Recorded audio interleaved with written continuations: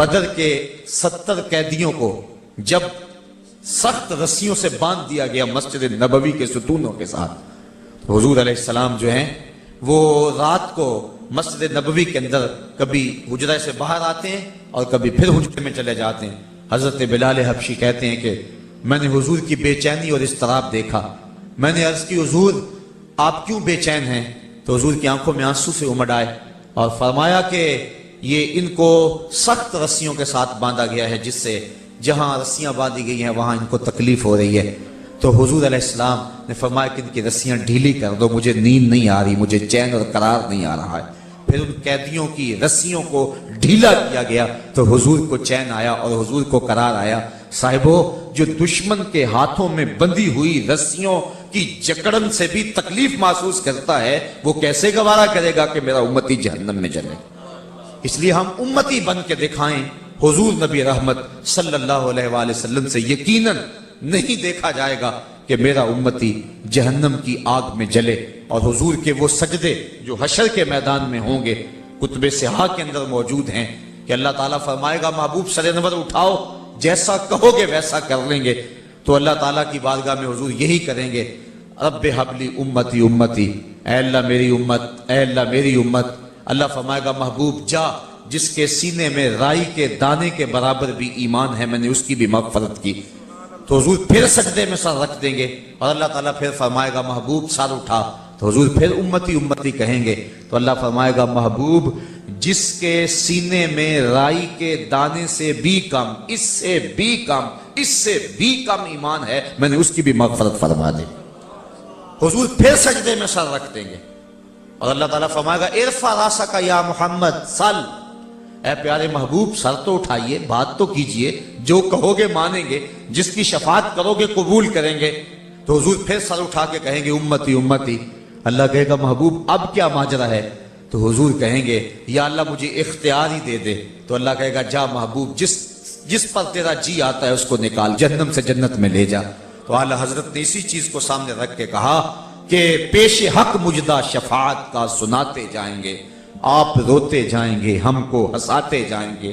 وسعتیں دی ہیں خدا نے دامن محبوب کو، جرم کھلتے جائیں گے اور وہ چھپاتے جائیں گے۔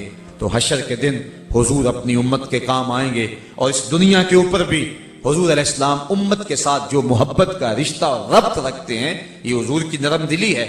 فرمایا لولا ان اشک علی امتی لامرتهم السواک عند کل وضوء، اور اس کو مسند امام احمد بن حنبل نے یوں نقل کیا لفرضتهم السواک عند کل وضوء، کہ میں اگر اپنی امت پر اس بات کو مشکل نہ جانتا تو میں ان کے اوپر لازم کر دیتا کہ وہ ہر وضو کے ساتھ مسواک کیا کریں۔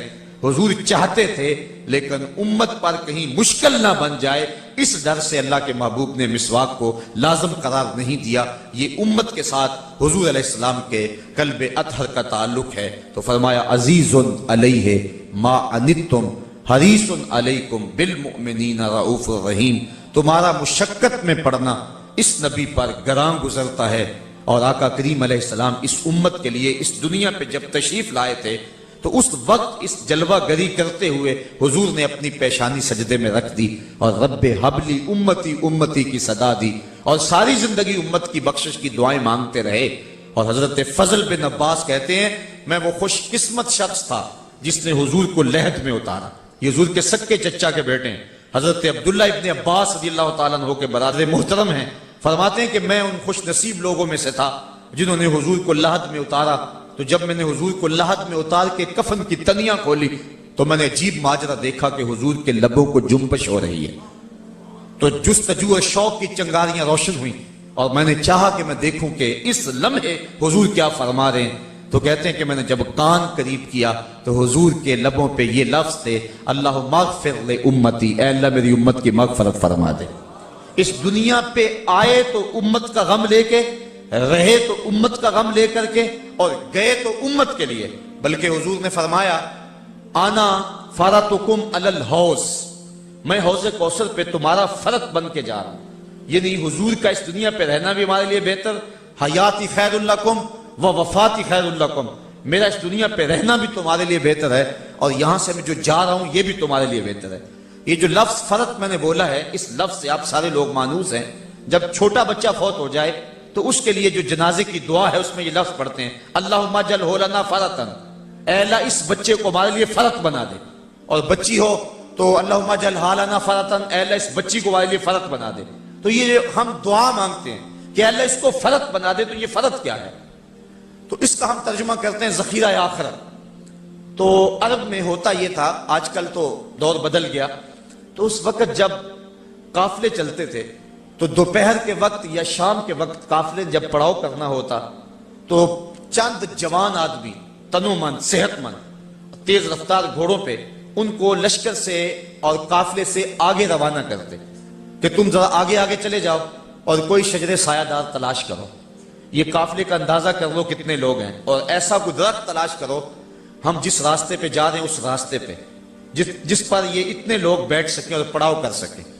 اور وہاں جا کر کے اس درخت کے نیچے جو کانٹے ہیں اور جو زمین کی ناہمواری ہے اس کو درست کرو اور چٹائیاں بچھا دو، پانی کا وہاں بندوبست کرو تاکہ جب تھکا ہوا قافلہ وہاں پہنچے تو اس کو جا کے اپنے بیٹھنے کی جگہ خود نہ بنانی پڑے، وہ پہلے سے ان کے لیے تیار ہو، اور جب وہ وہاں پہنچے تو آسودگی کے ساتھ بیٹھ جائے. وہ افراد جو قافلے میں ہوتے لیکن قافلے سے بچھڑ کر آگے جا کے جہاں قافلے نے ٹھہرنا اس جگہ کو تیار کر دیتے، ان افراد کو عربی میں فرط کہتے ہیں کہ جو پہلے ہی چلے جاتے اور جہاں قافلے نے پڑاؤ کرنا ہوتا وہاں جا کے پہلے ہی انتظام کر دیتے. حضور فرمایا انا فارطکم علی الحوض، لوگوں میں پہلے اس لیے جا رہا ہوں کہ حوض کوثر کے جام تمہارے لیے بھر بھر کے رکھ دوں گا، اس لیے کہ تھکی پیاسی میری امت جب پہنچے گی تو اس کو تکلیف نہ پہنچے. تو میں تمہارے لیے فرط بن کے جا رہا ہوں، اس دنیا پہ آیا تو میں تمہاری لیے دعائیں کرتا رہا، اس لیے پہلے پہنچ رہا ہوں جا کے تمہارے لیے انتظام مکمل کر دوں، اور میری امت جب پہنچے تو اللہ کی رحمت کے دروازے اس کے لیے کھل چکے ہوں. تو یہ ہے محبوب کا امت کے ساتھ تعلق. اور جب امت کے ساتھ محبوب کا تعلق ہے تو پھر محبت کا تقاضا یہ ہے کہ امت بھی حضور کے ساتھ تعلق کی اس پختگی اور تعلق کی اس مضبوطی کا خیال رکھے.